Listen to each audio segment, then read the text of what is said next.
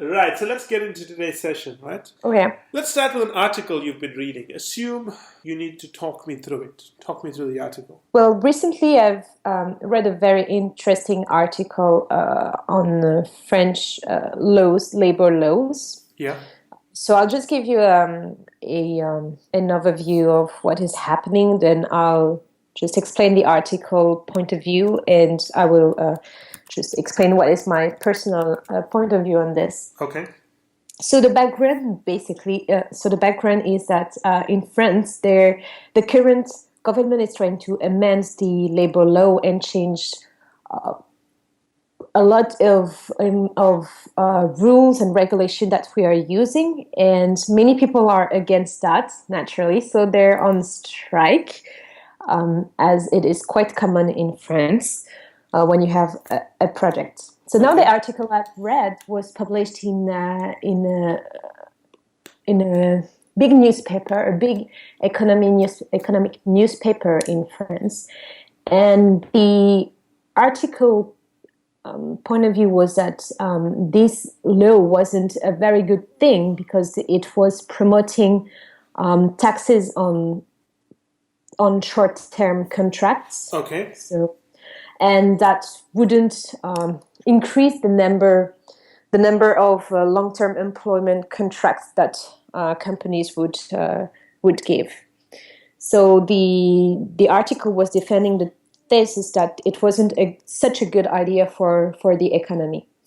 Now, my personal point of view on that is that I've been in countries where the employment market is not as much as regulated as in France, and where it is actually working very well for those countries.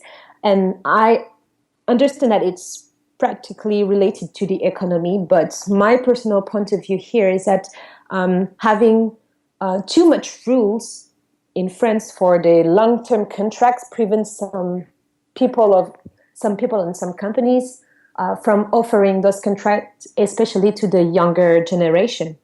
So I think that the idea of taxing the short-term contract is not such a bad idea, because it will make this option less valuable than the other. So if you have any question, or if you want me to precise anything, I can just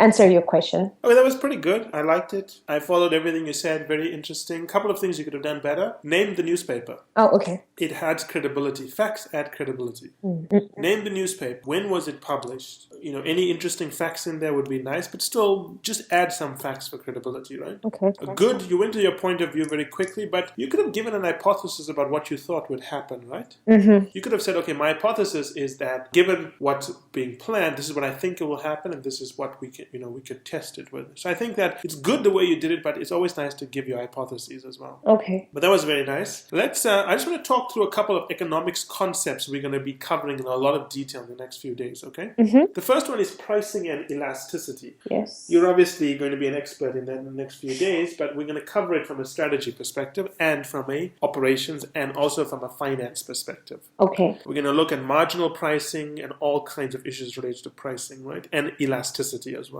Mm-hmm. I would say you would know the technical things because of the work you're doing, but I'll help you frame it and discuss it. Okay. Marginal cost curves. Very important when dealing with commodities, right? Mm-hmm. You need to know what a marginal cost curve is and how to read it. If you don't know it, it's fine. I'll teach you in the session. I'm just giving you a heads up if you have time, okay? Okay. And then finally, break-even curve analysis. It's probably the most important concept you need to know. Okay. If you understand break-even curve analysis, also known as cost volume profit curve analysis, you will be able to handle any case given to you. Mm-hmm. So I'll spend a lot of time on that. In fact, every single case you do is a manipulation of this. I think I may have mentioned this to you before. If you go into Google, type in cost volume profit curve, it'll take you to a Wikipedia page with a blue, white, red, and black graph. Print that out and know it. Okay, yeah, I remember that one.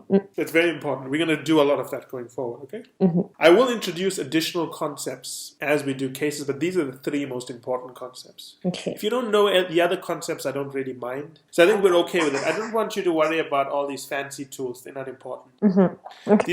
These are the three core concepts. If you know these well, I'm happy with it. And if you don't know them well, coming into the session because of work and so on, it's also not an issue. I'll teach you in the session, okay? Mm-hmm. I think the most important thing for me is that you ask a lot of questions if things are not clear to you. Yes, okay. And remember, the rule is there's no such thing as a dumb question. There's only a dumb person who thinks they're intelligent, but that's a different issue. And that's it for today's episode. I hope you enjoyed it as much as I enjoyed doing the episode. Finally, I want you to remember that the only way to get access to our special offers, the only way to get our special pricing, and the only way to get samples of our content is to join the list on firmsconsulting.com. It's the only way also to get access to our unique advanced content that we make available to insiders. So if you want to get a sneak peek of things, test it out, see what's in there, this is the place to go. And finally, I want to thank you again for making us one of the largest podcast channels around the world for careers and for the 2 million downloads and counting.